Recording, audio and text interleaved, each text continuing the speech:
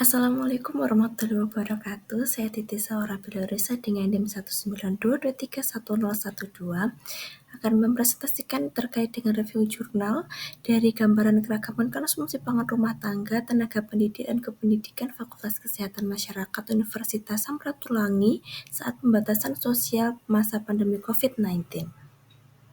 Latar belakang pandemi COVID-19 menyebabkan perubahan pola konsumsi masyarakat termasuk tenaga pendidik di mana konsumsi pangan beragam penting untuk menjaga imunitas dan status gizi optimal.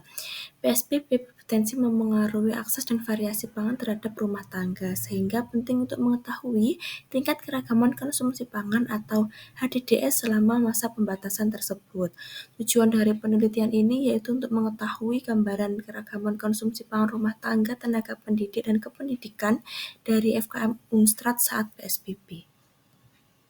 Berikutnya metode penelitian di mana penelitian ini dilakukan secara daring karena situasi pandemi, menggunakan pendekatan food record sederhana untuk mencatat konsumsi 1 kali 24 jam, sehingga analisis hanya bersifat deskriptif univariat untuk menggambarkan pola keragaman pangan.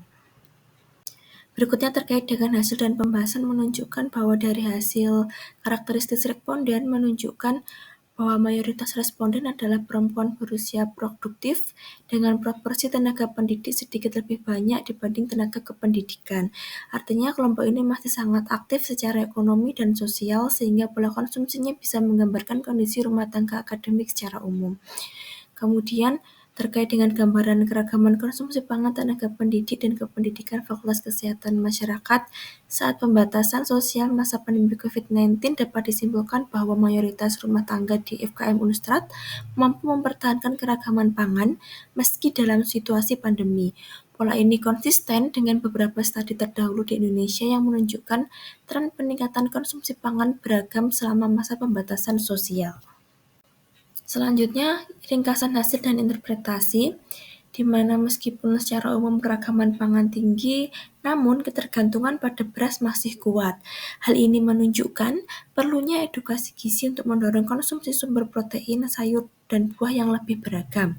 Selain itu, faktor usia dan pekerjaan juga mempengaruhi pola konsumsi rumah tangga. Berdasarkan hasil dan pembahasan sebelumnya dapat diberikan rekomendasi serta saran, yaitu saran utama terhadap penelitian ini adalah menjaga keragaman konsumsi pangan, yang mana tidak hanya fokus pada beras. Selain itu, penelitian lanjutan juga diperlukan untuk memperluas sampel dan menggunakan metode yang lebih mendalam supaya dapat menggambarkan kondisi konsumsi pangan di tingkat masyarakat secara lebih komprehensif. Berikutnya dilakukan analisis terhadap kekuatan dan ketepatan dari metodologis. Yang pertama, desain deskriptif kuantitatif sudah tepat untuk menggambarkan fenomena awal terkait dengan keragaman konsumsi pangan selama pandemi. Selanjutnya, instrumen HDDS FAO yang digunakan juga valid secara internasional sehingga dapat menilai diversity dari rumah tangga. Kemudian pendekatan food record yang dilakukan selama 1 kali 24 jam dapat memberikan data yang lebih objektif. Serta penggunaan kuesioner online ini juga relevan dengan kondisi pandemi untuk menjaga keselamatan responden serta peneliti. Lalu dilakukan analisis juga terhadap keterbatasan dan aspek yang perlu ditingkatkan berdasarkan jurnal tersebut. Dapat diketahui bahwa keterbatasannya yaitu tidak dilakukan uji statistik inferensial sehingga hasilnya tidak dapat digeneralisasi di luar populasi penelitian. Kemudian juga tidak ada pembobotan data atau wajib mean, padahal hal ini termasuk penting apabila ingin menggambarkan keragaman pangan populasi yang lebih besar. Kemudian juga keterbatasan lainnya yaitu rawan recall bias dan underreporting, apalagi formulirnya dilakukan secara daring, serta konsumsi yang dilakukan hanya dicatat 1 kali 24 jam sehingga tidak mencerminkan pola makan jangka panjang.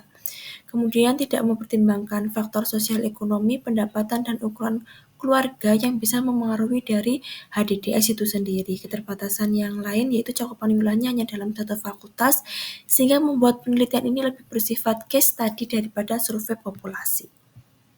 Kelebihan metode food record ini pada tingkat rumah tangga dapat memberikan gambaran konsumsi yang nyata, sehingga sangat berguna untuk mengevaluasi keragaman pangan.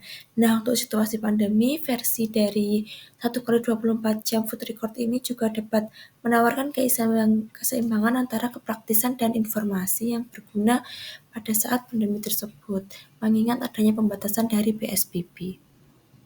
Kekurangan dari metode ini yaitu pencatatan yang dilakukan 1 kali 24 jam tidak dapat merepresentasikan kebiasaan dari jangka panjang, serta membebani responden dan sulit dilakukan pada sampel besar. Selain itu, sampel yang digunakan juga termasuk kecil, jadi meskipun metode ini bagus untuk pencatatan dan studi eksploratori, tapi untuk menyimpulkan inti gizi atau membuat kebijakan populasi diperlukan pengulangan, pengukuran kuantitatif, dan desain sampling yang lebih kuat. Nah, untuk meminimalkan dari kelemahan tersebut, peneliti dapat melakukan pencatatan lebih dari 1 hari, misalnya 2 kali 24 jam, agar hasilnya lebih stabil. Kemudian juga dapat dilakukan penggunaan kombinasi metode, misalnya seperti 20 hour recall atau food frequency questionnaire atau FFQ, juga dapat membantu dari memvalidasi data tersebut, sehingga dapat menggambarkan keragaman konsumsi pangan rumah tangga dengan hasil yang lebih akurat dan terpercaya. Berikutnya terkait dengan widget mean value, penting untuk menyeimbangkan kontribusi setiap responden dalam survei besar. Namun, karena dalam penelitian ini menggunakan sampel kecil dan homogen, maka widget mean value ini belum diterapkan. Namun, apabila penelitian lanjutan, sebaiknya memasukkan pembobotan agar hasil keragaman pangan bisa digeneralisasi dengan lebih valid. Baik, berikut merupakan daftar pustaka yang saya gunakan. Demikian presentasi yang dapat saya sampaikan. Sekian, terima kasih. Wassalamualaikum warahmatullahi wabarakatuh.